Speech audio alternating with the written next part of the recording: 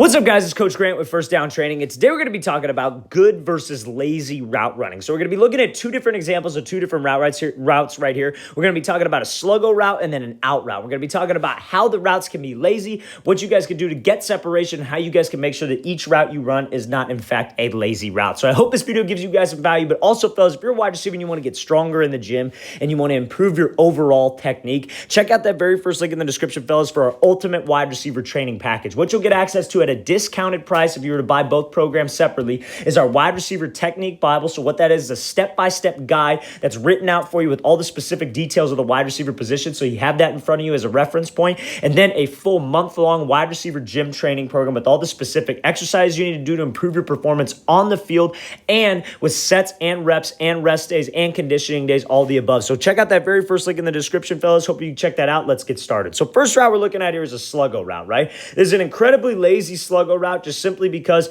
of the shoulders and how he didn't really commit to the move, okay? So we're going to be looking at this route first. So when we run a sluggo route or any double move for that matter, it is so important that when I get down, like if I'm going sluggo, when I get down this slant portion of the route, I got to commit my shoulders and my hips to this break. I can't be drifting upfield because when I'm drifting upfield, this DB is going to sit right on this thing. So you see when this receiver comes off here and he makes this break, right? He breaks off of here. He goes 1, 2, and then off of that third step, you see his shoulders are never really even committed. This right shoulder and that right hip are kind of like half in, half out, right? It's almost like he's giving away where he wants to go right after this route. He's giving away that I want to drift and go try to run this thing back upfield. This is what we can't have because this is not what makes a DB bite. You even see this DB doesn't really crash on this thing. Imagine if he takes a harder angle on a 45, and that's what we're going to be looking at in the next clip, and he actually commits his shoulders, commits his hips, he has speed into the break, and he snaps his eyes around. That's what drives the DB down. But if I'm coming off here and I run a sluggo and my shoulders and my hips are drifting upfield or whatever it is, and I don't really get this guy to bite,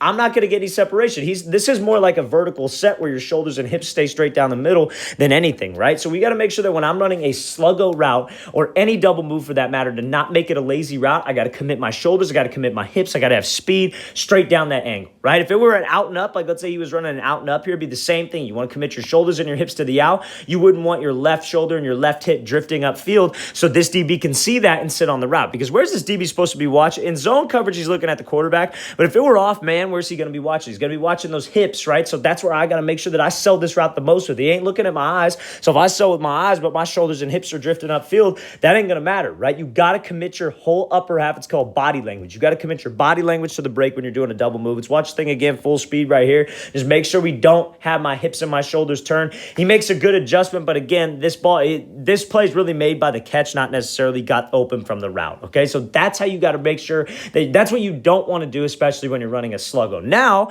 we're going to be looking at this sluggo route from Amari Cooper. So look at the differences here. So again, Cooper does a great job committing, snapping the eyes around, and exploding off this cut to be able to create that separation. So this is the difference, right? This is the difference between a lazy route and a good route, right? And again, sometimes you're tired as a receiver. You're running constantly throughout the game.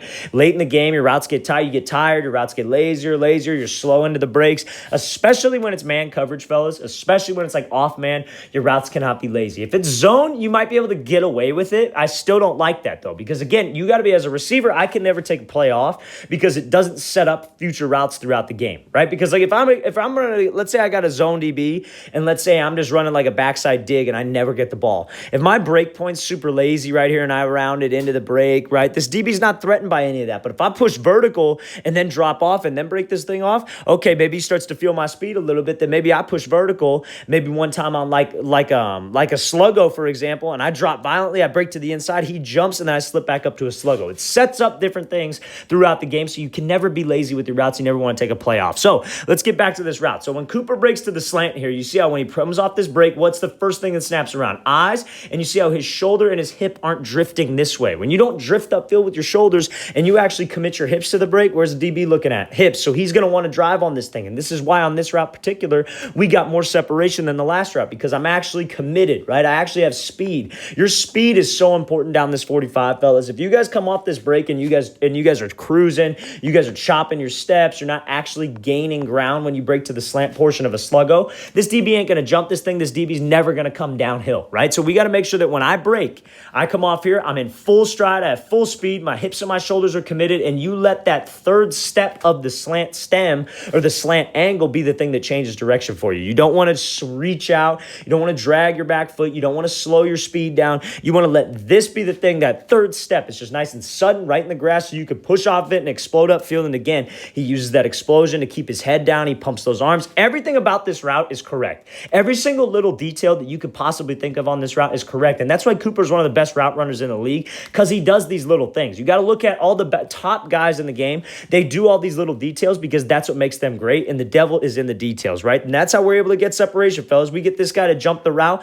when I'm a salesman and I commit with my body language, eyes, and speed. And that's what the difference between this route and the first route. First route was incredibly lazy because my shoulders and hips were drifting upfield. I didn't have speed to the break. I didn't even sell with my eyes. These are the key differences that get you separation, fellas. This is what you got to take to your own game. Let's watch the thing full speed one more time. So great job bursting to the slant, actually selling like he's going to be getting the slant, and then bursting back upfield. So we're going to look at this route from A.J. Brown. We talked about this a little bit yesterday and just what he could have done better. Now we're going to look at this example, then an example from Adam Thielen as to how you guys can approach this. So when he comes off here, you see when he gets to the break point, very choppy, kind of just rounds this thing off, and the DB's has got the chance to make a great play on this. So now I think he does the right thing here. It's not that he does the wrong thing, right? So like I posted this, like I was talking about this a little bit yesterday when we talked about this clip. I posted this on Instagram and everybody was saying like, oh, you got to attack his leverage, right? But like, why would you attack his leverage? He's outside shade. If you attack his leverage and you just run at him, he's going to keep his leverage to the outside, then you're going to make this break right into him. You can't just change the route mid-play. If he had maybe a post route,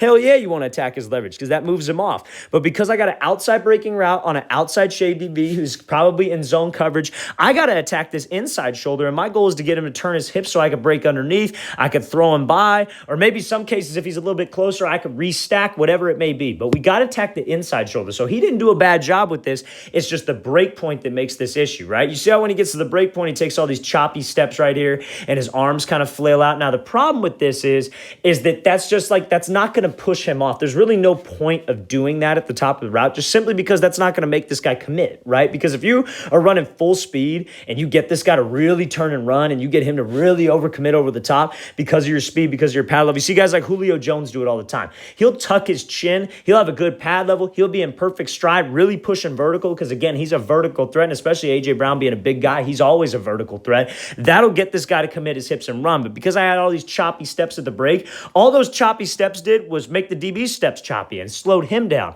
Just like when a receiver's, like everybody says it's so hard to make a break run in full speed, because it is. It's not an easy thing to do. And so guys will slow down. And just like when you slow down, it's easier to make a break. When a DB has to slow down, it's a lot easier to make a break, and he's reacting off of us. So we know when we're going to make a break, so we should challenge ourselves where it's like, hey, I ain't going to slow down until it's bam. I got to make this third, like let's say the route's off of like your third inside or fourth inside. I'm going full speed. I'm selling vertical. I'm getting that DB out of there because I'm not giving him an indicator. All those choppy steps did was give him an indicator and allow this DB to drive on this ball. Now let's watch the thing full speed, then we'll take a look at a good example of this route. It's going to be a comeback route, the next route, but it's the same example. It's an outside breaking route with an outside shade DB who's in zone coverage, right? So you see when he breaks the thing off, a little bit choppy, just make sure that we sell vertical as long as possible. Don't give an indicator, okay? So now, I want to explain the situation a little bit. This DB is obviously a little bit closer to Thielen than what Boye was to A.J. Brown. However, it's the same concept, right? He's outside shade. He doesn't want to, his help is to the inside. He wants him to run to the inside because there's probably like two eye safeties or it's zone coverage, whatever it is.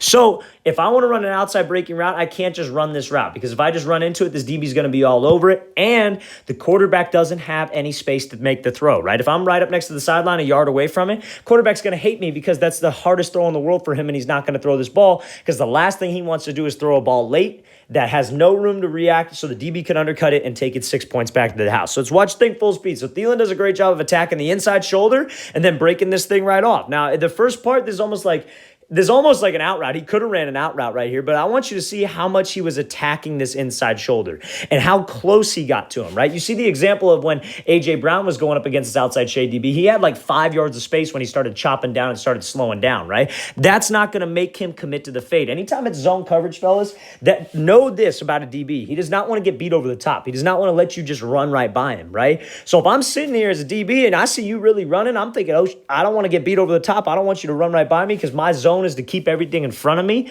I'm going to start backpedaling out of there. I'm going to turn and run out of there. So that's what Thielen sells right here, right? He does a pretty good job of giving this like vertical set to get to the out route. But again, you see how he starts closing the distance. He never loses stride. He never loses pad level, and he never loses speed, right? That speed and you being a salesman is what moves this guy. So I want to push up here. You see how he's pushing up to the inside shoulder, right? He's attacking this inside shoulder to get him to turn his hips, which he did. And then if we were to run just this straight up out route right here, if he was to just break off of this step, we could run this out route because he's going to have the speed turner. If the ball's out on time, I got this thing all day long. This is how A.J. Brown should have approached this route. And again, he does break it off and run a comeback, which is even better because it's a harder angle for this DB to get back on. But again, if I can get him to turn his hips and I can attack that inside shoulder and really sell vertical, maybe I'm selling a deep post, whatever it is, that can get me a ton of separation when you have an outside shade DB and you have an outside breaking route. Okay, let's watch this thing again, full speed one more time. Great job by Thielen selling vertical, attacking the inside shoulder, and then breaking this thing right off. Great job. All right, guys, I really want to thank you for watching. I really appreciate it. I hope this video gave you guys some value.